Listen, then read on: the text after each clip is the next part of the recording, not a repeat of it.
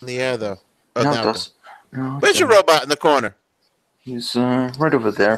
Nobody puts Sean's robot in the corner. Oh, it's a table full of robots, actually. Nobody puts a table full of robots in the corner. Well, if you look in the video, right there we go. You Nope, it's out. It's out of under my the shot. microphone. Nope. I know he's all right. He's in the corner there, right under where the microphone was. Do you see the new Echo Plus has a fucking camera in it? Yeah, there's a couple of those. The Echo, it's the Echo Show, and like the Echo Mini has a camera and a screen in it. Fuck that. No, I don't need cameras. I cover these when I'm not using them with tape. A lot of people do. Yeah. And here's blue tape right there. Every computer at work has tape or paper over the camera. I don't doubt it. I just want to get. I need to get like a magnet or something, just because doing the podcast, I use the cameras all the time. Yeah. So it's easier to just slide a thing than pulling tape all the time. Tape wears out. All right. So now that we've had that scintillating discussion, shall we cast pods? Shall we play a game? Yes, global thermonuclear war. Love to. All right. In that case, we'll start it playing in 3, 2, 1. Welcome to Geekodrome.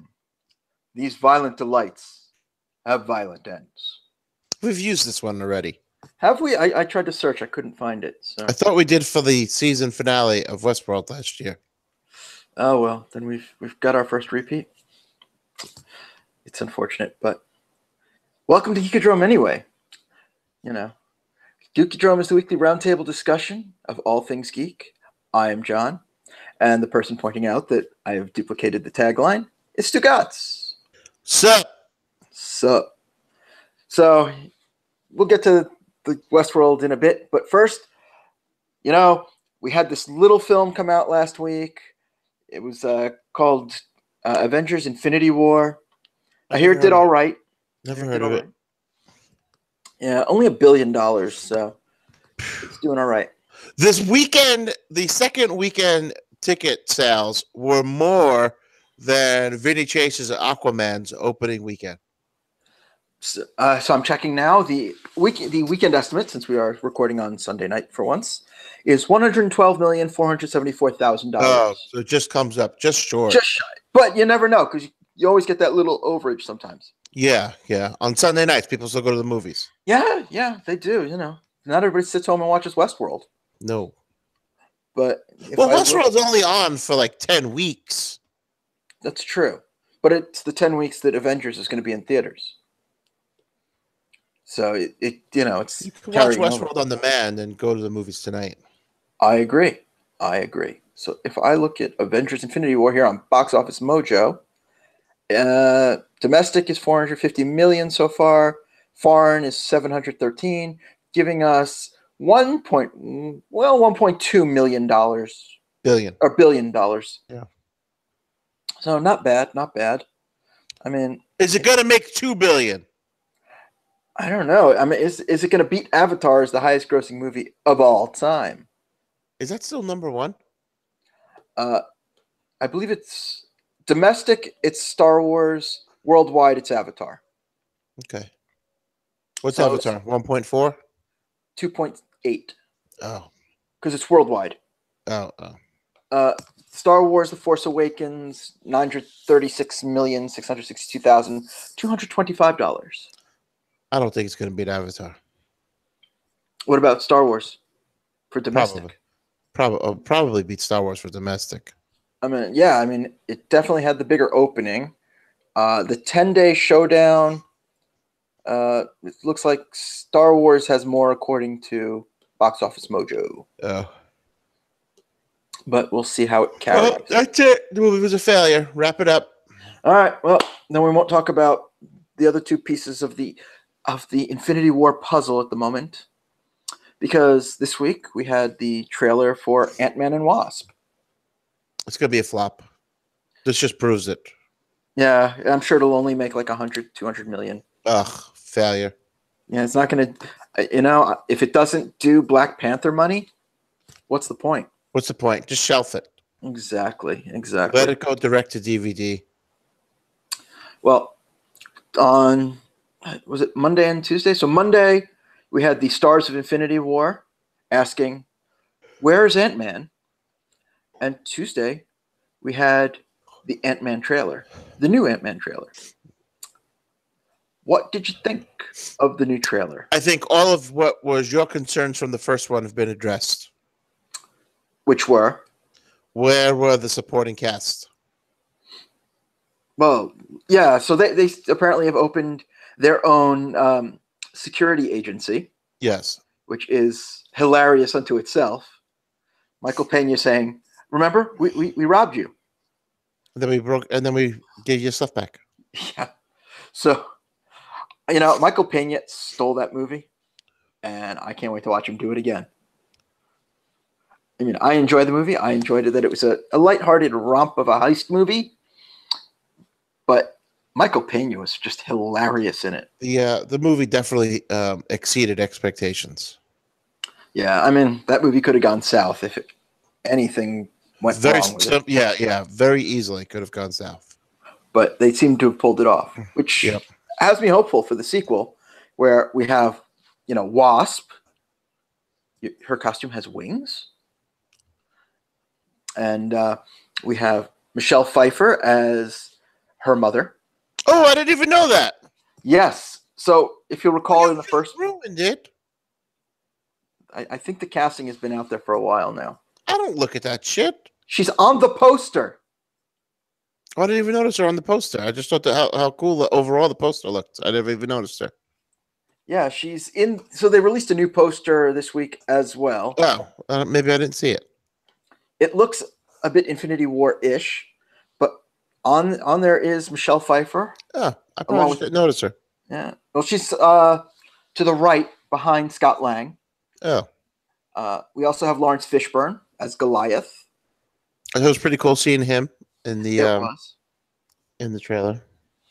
So, other than that, it's a lot of your old cast coming back, looking to kick some ass. Evangeline Lilly is our Wasp. She's just adorable. I've been a fan since Lost. Yeah. So, I'm an easy sell on that one. Definitely. And of course, Paul Rudd is back as our main character, along with I was about to say Kirk Douglas, Michael Douglas as Dr. Henry Pym. Is Kirk Douglas still alive? I don't think so. No. Which would be really awkward if he was in the movie. Kirk Douglas. Oh, apparently he might actually be still alive at 101 years old. Oh, no way. Yeah, I stand corrected. He is still alive. So he was an amazing actor, and I guess we just don't see him in things anymore, so we didn't even think about it. So I'm just going to... He's had like one or two big strokes. So... Yeah, well, I mean, he is 101 years old, so... Makes sense why we don't see him around. His last movie was in 2008.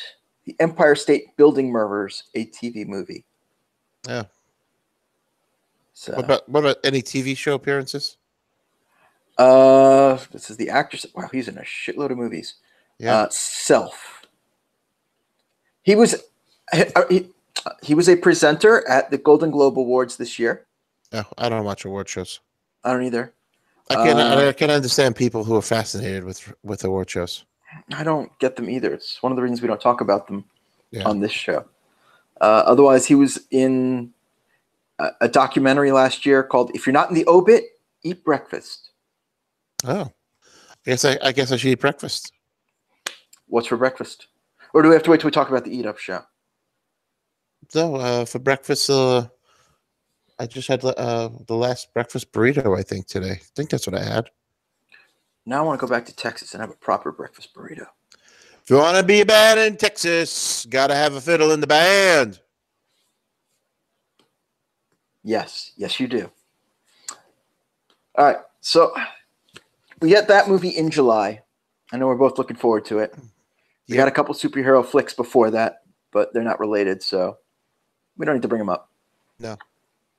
But the other piece of the Infinity War, or the Marvel Universe at least, is Agents of S.H.I.E.L.D. Yeah. Now, there's 2 episodes left this season, so we'll go further in depth when the season's over. But in the last 2 weeks, there have been 2 references to Infinity War. 2 time! I'm supposed to 2 get time. There you go. I was waiting for you to talk, and then I was going to jump in. Bastard. Bastard. All right. So we have had 2 references. We had Jake Busey 2 weeks ago say, hey, check out what's going on in New York. And then this week we had a Kree saying Thanos and his people are attacking the planet. So you still watch Agents of S.H.I.E.L.D.? Yes, I do. It's one of the few shows I watch. Okay, I do too. And when I say few, I mean like 2. Okay. But we are both caught up on this show. Yes. I'm 100%.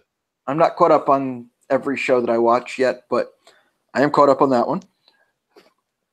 Not that I watch a lot of shows. It's just I don't have a lot of time to watch TV to catch up when it's 2 to 3 episodes of each. So what did you think of the melding of S.H.I.E.L.D. and Avengers? I was like, I was waiting for it to be something more substantial than that throwaway line last week, considering that they are S.H.I.E.L.D., but I understand why Coulson is not in a movie. That part still makes sense, but you still have to reference it in a way that's not going to insult the fans, and you can't just gloss over it and put a throwaway line like last week. True, and I think that S.H.I.E.L.D. had been building their story, and I think to incorporate Infinity War would I don't want to say spoil their story because spoilers and all that is not the right term. No, it would ruin it. It would ruin it. It would derail their story. So now their story's still on track, and it's all making sense, and it's tying in at the same time. Yeah, and it's also so we don't know what the time frame of Infinity War is. Like it's never distinctly laid out. Like this is 1 day, this is 2 days, this is 3 days. Yeah. So the actual movie itself could have taken place over like a week, 2 weeks, or an afternoon, yeah, exactly. So by saying, oh, just stuff is happening on Earth, they say that this is sometime after the attack on New York at the Sanctum Sanctorum, but before the attack on Wakanda. The only thing that plays into time is that meeting with Candyman and Quake, because that's at night, and he's referencing what happened in New York. So obviously that was earlier in the day. Yeah, because that was daytime. Yeah. But I'm just saying, like the movie, they never give us. Other than that, we have no idea. Yeah, what anything is. So I always thought they were going to end the season prior to the finger snap. That's what I figured too. And then next season, if they come back, they'll be in that world because May 3rd next year will be pretty much around the time of the season finale. Yes. So I think they will, if they get renewed, because it hasn't been announced one way or the other yet, they'll be within that time frame. I thoroughly enjoy the show, but part of me hopes that it is not renewed. I kind of feel the same way. I think it's kind of run its course. Yeah. And especially with what's going on with Coulson. It's like, is he going to survive this season? Yeah. Because I guess we can go a little bit into S.H.I.E.L.D., but we kind of both have the same complaint where the show focuses too much on Daisy and makes her the center of the show. Oh my God. And the first season, yes, it should have. Because you're establishing the character. I get it. Exactly. She's your Jubilee, your Kitty Pryde. Yeah. Your character, your new character who is the audience member being introduced into the show. Right. And a lot of shows will do that if they're kind of trying to start like by saying, we have an established team and here's how you're going to meet them. And it's a trope and it's fine, but it doesn't work like 4 seasons later where it's like you have 6 people and you're still focusing on the one. And so many of those characters are better than her. Well, the fact that they're saying like, oh, she's going to lead the team when Coulson dies. Yeah, it's like Well, that's a good way to get me to not watch. I'd rather see May lead the team. Yeah, That's me. but since these last 2 episodes, she's been acting like a big bitch. Yeah. In her leadership role. Yeah, it's like, well, these are the last couple episodes where they've been saying like, oh, well, we've been training her to be the leader, and then she kind of goes off on her own and like does anti-leader stuff. Yeah.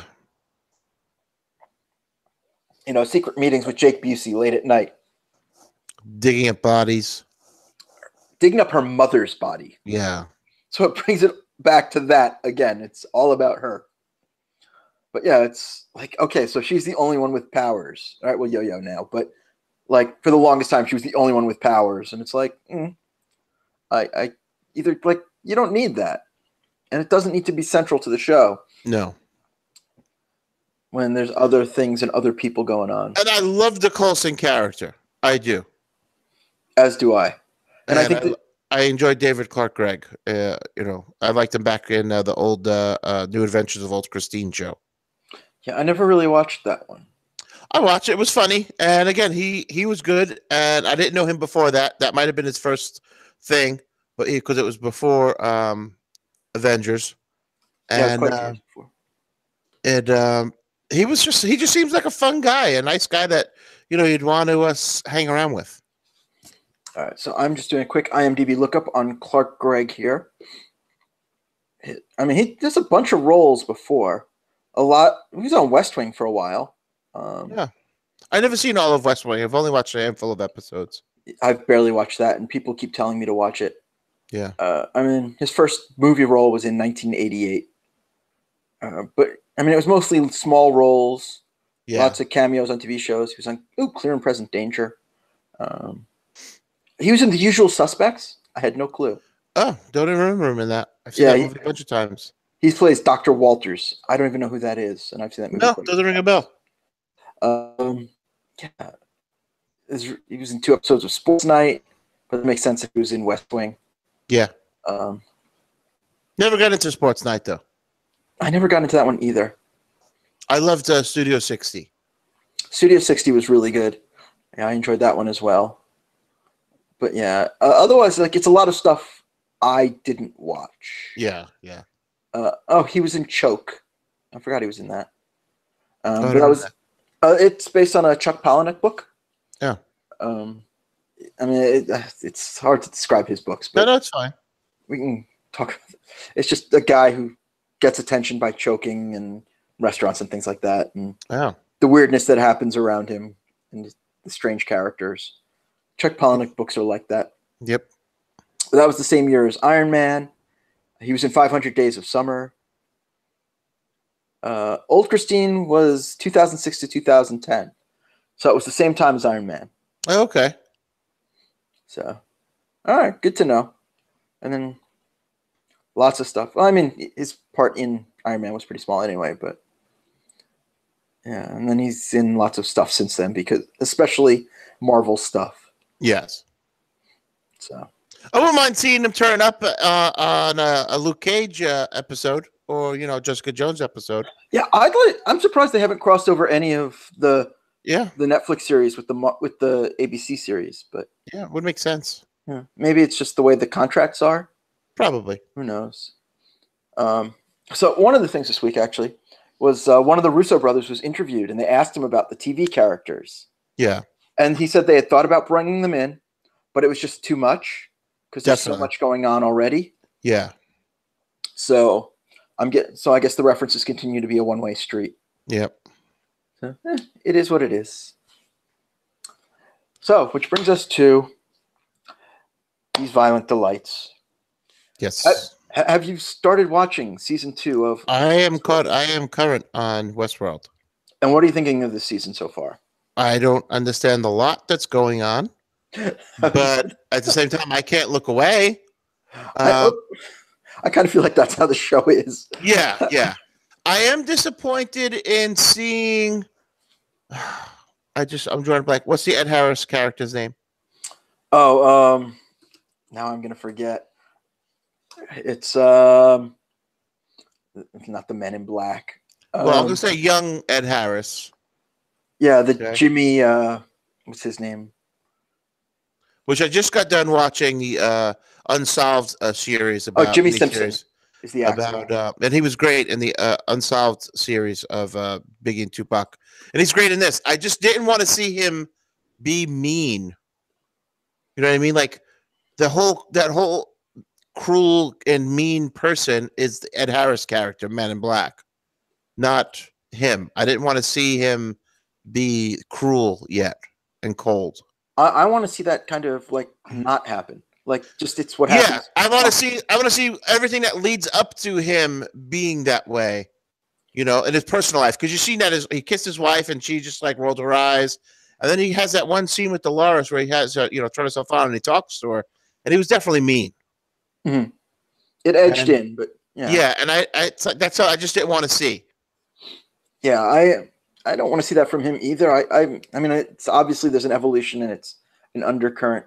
But then I love the scene of him talking to his father-in-law. Yeah. And it's just like, well, you don't see what's going on. You're an idiot. Yeah. And he's like, and the father-in-law's just like, yeah, people don't talk to me like that anymore. So it's just great to see like he's standing up for himself and yeah, definitely trying to get stuff done. And I love how ineffective his brother-in-law is in life now, because he was the whole alpha male, and now he's just like a puppy. And he's just kind of like there and part of one of the gangs. Yeah. So that was great just to see his character flipped over. Yep. I also like how the hosts, some of them are in revolution mode, some of them are just trying to get shit done, and some of them are still just doing their regular thing. Yeah, like the cowhand, the stable boy there. The stable boy that gets they shoot. Yeah.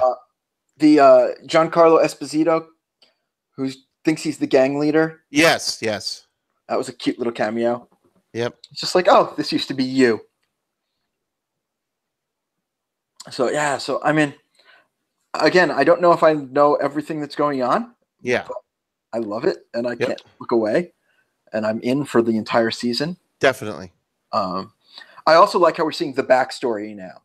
Like we've established the two timelines. Yes, yeah, so and now we're seeing everything in them. Yeah, so it's like here's how they were getting investors and things like that, and you can see that, the Dolores, like they were all kind of getting attached to her even before the theme park started.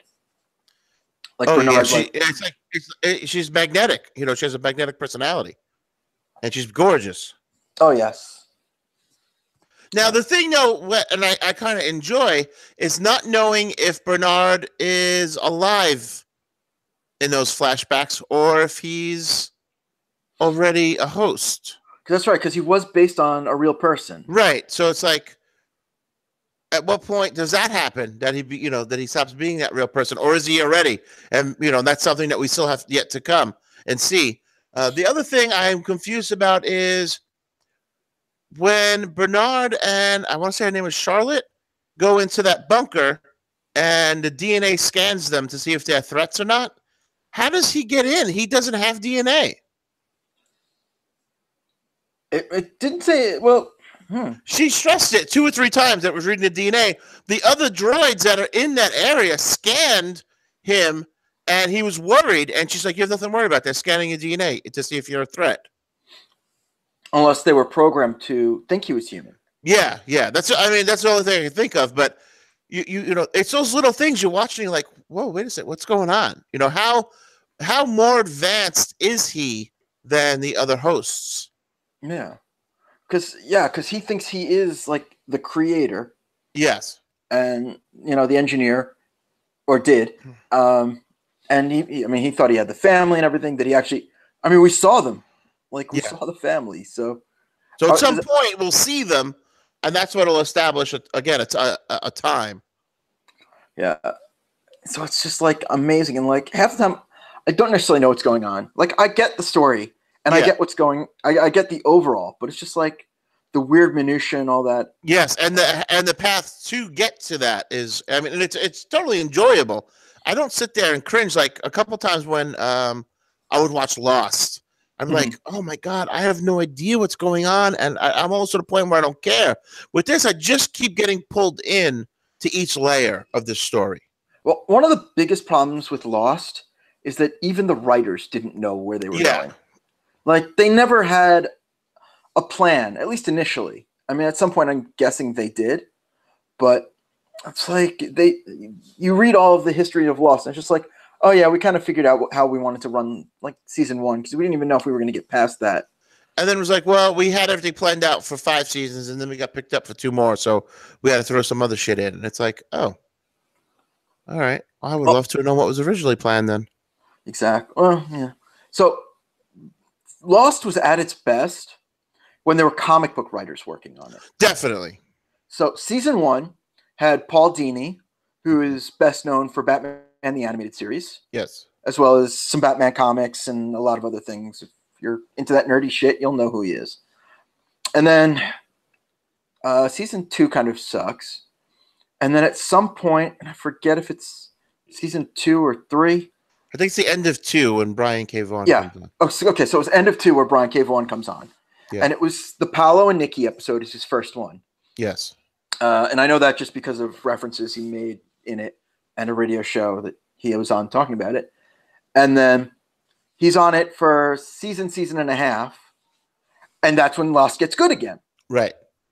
And then he leaves. And a little while later, like it starts to fall off again and get muddled. And I think that the biggest problem is that none of the writing room knew how to do episodic writing. Right. Like they knew episodic television and everything, but they didn't know long-term episodic storytelling, and which is what comic books are. So that, these comic book writers could come in and conceivably go, all right, well, this is just like an issue of X-Men, and set it up that way. And then you just set up 13 episodes and boom, you have the storyline. Right. But the writers for the TV show just were not doing that. And I think that was the problem with Lost, where they just didn't know where they were going and didn't know how to handle it. But yeah, it's like they were saying they were vegan, but they still ate fish. Something like that. Yeah. I get it. Yeah, so it's a problem. But with Westworld, they know we have 10 episodes. Right. So this is our story. This is finite. And this is our starting point. This is our end point. And then we have our overall end point as well. Exactly. Which is in between seasons. And they, although they were just picked up for season 3, they're still plotting season by season. And they don't know when they're writing if they'll get picked up beyond that. Right. They have to, I guess they may still be working at the end of the season now. I don't know how far HBO finished. Yeah, I don't know. With regular TV, it would still be taping, but with HBO, it could all be in the can already or just being edited. But whatever, we're in. We got 8 more weeks of this goodness. Yep. So that'll take us into the beginning of summer. Then when does Better Call Saul come back? That comes back. And what's the other one that I like? Preacher. All right, so Preacher is June. Okay. That one I saw last week. Oh, good. I haven't seen anything, but again, I don't watch much television to say I've seen an ad for it. So I really have to go by what I see online as far as start dates. All right. So according to Den of Geek from the ATX Television Festival, season 4 was confirmed. It will consist of 10 episodes. And release date. First 2 seasons premiered in February, April last year, but don't be surprised if it takes until the second half of 2018 before we get season 4. So production started January 9th, so it may take some time. Oh, we might not see this till October. Yeah. Damn. Well, if it was to start up right after Preacher finishes up, that still works for me. It's possible. I don't like to have too many things to watch at the same time, because I don't have a lot of time. I work a lot and I'm in school, and I have other stuff that I'm working on. Yeah. Oh, okay. So it wasn't renewed until June of last year. Oh, that's probably what held it back. Yeah. So which means the writers' room got a late start. So what they do? Wait for the season to end and see how the ratings were for the finale before they renewed it? I don't know, because not Game of Thrones. Walking Dead gets renewed at the beginning of the season, so yeah. Who knows why they waited? But it is saying that it's going to be darker and moving closer to Breaking Bad. Okay. Which I think is a good thing. I think eventually we have to get there. You have to get there. You have to. It's the evolution of the character, to go from Jimmy, to Saul. And Jimmy just has to become a complete scumbag at some point. Yeah, at some point he has to get so pissed off that he's like, you know what, fuck this. Yeah. But I mean, I know how I want to see the series end. Yeah. And that's with the first scene of Bob Odenkirk on Breaking Bad, and they recreate that scene. Yes. Because how cool would that be? That'd be cool. You got Bryan Cranston walking in. Yes. And I know Bryan is still friends with like all the guys. Vince Gilligan created the series. He showed up on set a few times to hang out. Yeah. And there were jokes like he should make a cameo in the background of scenes, but they haven't done it. Which makes sense. I could see that. But it would be funny. You could see him at the shopping, with his wife at the mall. Yeah, it's like I just want to see him in the background at the food court. Yeah, yeah.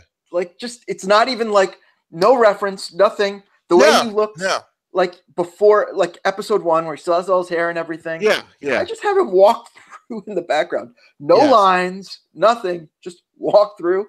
Yeah, I would do that a couple times if I was them. Yeah, because we know they all live in Arizona. I'd make like a Where's Waldo fucking thing. That'd be hilarious. It'd be even funnier. Just once a season, he walks through the corner of the screen, or he's in the food court.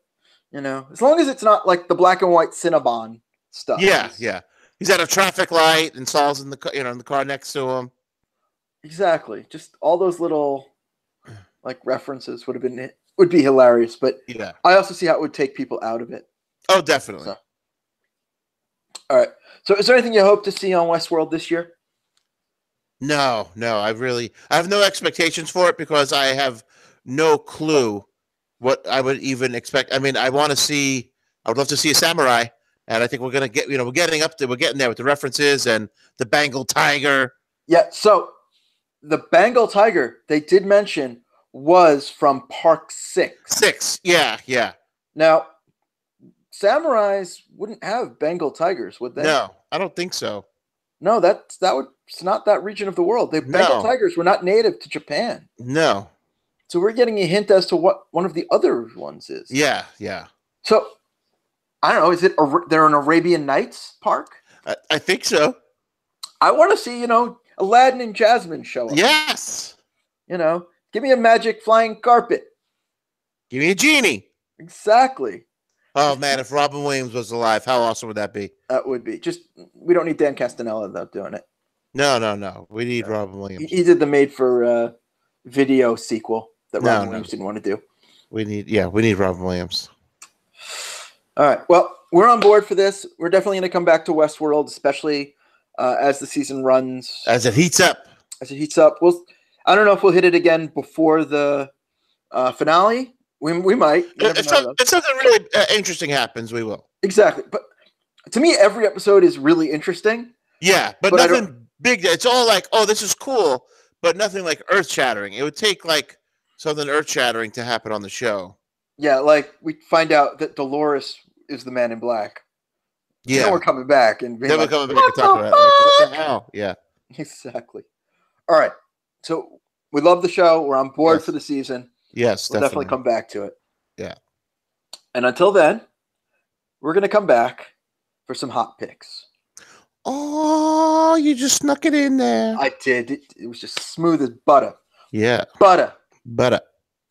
So what do you got for us this week on the hot picks? All right. So today, in between working out and doing work for school and actually going into work for 2 hours for an emergency, I binged watched, which is not something I do often, the YouTube Red series of Cobra Kai.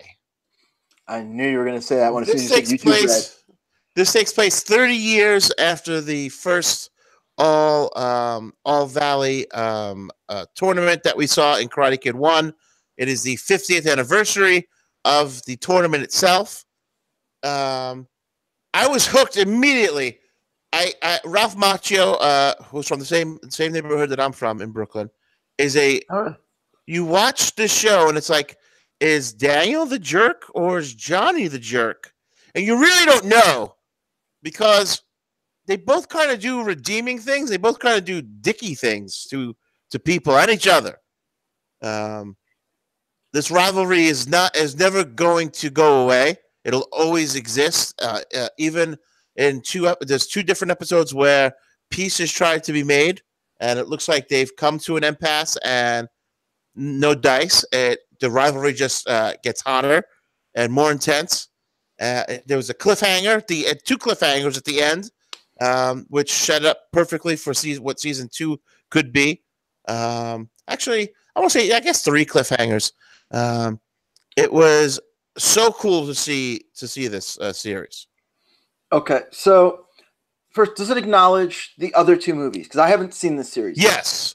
He talks about it. The first he mentions in one scene the first time he goes to Okinawa.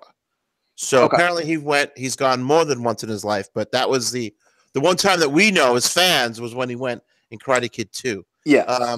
The events of Karate Kid 3 are addressed a few times, in a very good, a very creative and intelligent way. Okay, so it's been a while since I've seen this movie. So it's the beginning of 2 is the one where they kind of revisit the end of Karate Kid 1, right? Yes. So the fact that Johnny and what's Ralph Macchio's character?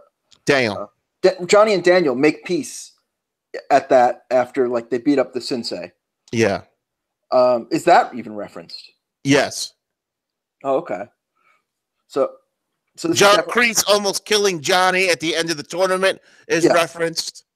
Everything is referenced. There's nothing that they left out. All right. And how many episodes of this is there? 10. 10? Is it half hour or hour? It was. They were 30 minutes. Full 30 minutes. All right. I need to know because I'm going to binge this soon. Yeah, it is a full 30 minutes. There's no commercials. There's no intro. There's no closing. It just starts and stops. Oh, interesting. Yeah. All right. Cool. Well, it's definitely been on my list because everybody's talking about it this week. It's just going to be a week or 2 before I even get to it. That, and I don't have YouTube Red, so I'll have to sign up for that just to check it out. You could make a fake email address and sign up for free. I could use my regular email address because I've never used it before. Oh. But yeah, I know they have the free month, so yes, I was going to just sign up and check it out. And they don't have many series that I would be interested in to say. If I thought that they had other content that I wanted to see, I'd be happy to pay for it. No. It's just, this is the only thing on YouTube Red worth seeing right now. Yes, because, it's a lot of, like, YouTube stars doing their own movies and TV shows. And they're not good. I was going to say they don't even interest me. I don't watch their stuff for free. Why would I pay for it? Yes, exactly. Right, when the day comes that the Eat Up Show is on YouTube Red, well, that's a different story. We'll be pushing that hard. But for now, it's not worth it. When there's the Eat Up Red show, I will be there. Yeah. I'm going to be first person to sign up and watch it. Sweet. And I'll expect some food sent to my place. Just definitely. Thank you. I'll pay for the cooler and everything. Oh, nice. Okay. You got to have a proper cooler. I need it. Yeah. Whatever that food is, it's got to get here right, Yes, definitely. We do this legit, yeah.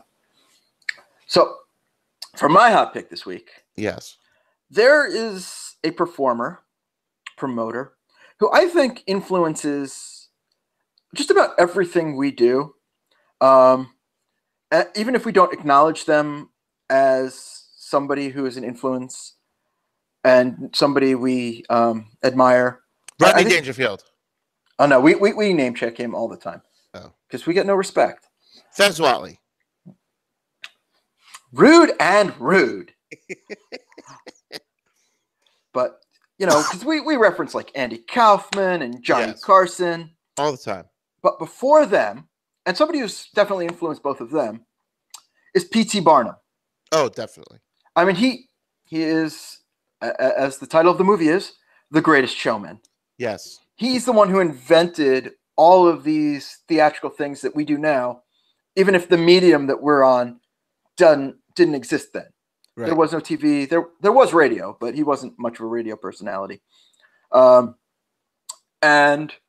there was a movie that was a fictionalized version of his life called The Greatest Showman that came out last year that I got to watch finally last week. And cool. it is a musical version of his life, and it is highly entertaining.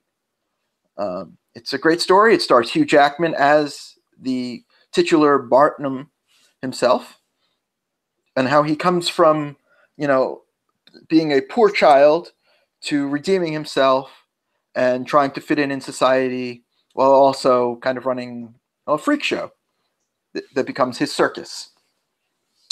And it's a very entertaining movie, and it's really a movie about like love and life and family.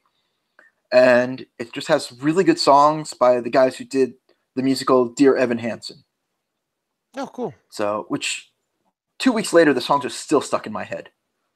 So it's really a testament to their ability and making me want to check out some of their other stuff, like Dear Evan Hansen on Broadway. So that is my pick for this week. Awesome. I will check that out. Yeah, it's good. It's definitely, a wonderful musical. And I believe it was up for Oscars. I don't know. I don't pay attention to what awards it was up for, but it was, to the best of my knowledge. And I'm just looking quickly to. It was nominated for 1 Oscar. Okay. For Best Original Song, Best Original Achievement in Written Music for Motion Pictures, for the song "This Is Me." So. So it was up there. And it was also nominated for 2 Golden Globes, including Best Picture. Oh, cool. And Best Performance by an Actor in Hugh Jackman. Also has Zac Efron. His wife is played by Michelle Williams. And, not a lot of known names beyond that. Zendaya plays an actress, plays a performer in there. Other than that, really not many recognizable names. But that is my hot pick for this week. Awesome. So, until next week, if you want to find more Geekodrome, check us out at geekodrome.co. We're on iTunes. We're on Google Play. Or, just hit us up on the Twitters at Geekodrome Pod. There's a Geekodrome Podcast on the Facebook. I'm John. I can be found on Twitter at JustJohn. He's Stugots. He can be found at Jon and Stugots on the Twitters. Together we host Masks and Tights if you're into wrestling. And he also hosts the Eat Up Show on the Facebooks. The Eat Up Show on Facebook. Have you cooking anything up recently? I did an episode of Day Drinking that I filmed on Saturday rather, which will be available come Wednesday on the Facebook and on Thursday on YouTube. All right. Looking forward to checking it out. So until next week, it has been a chew.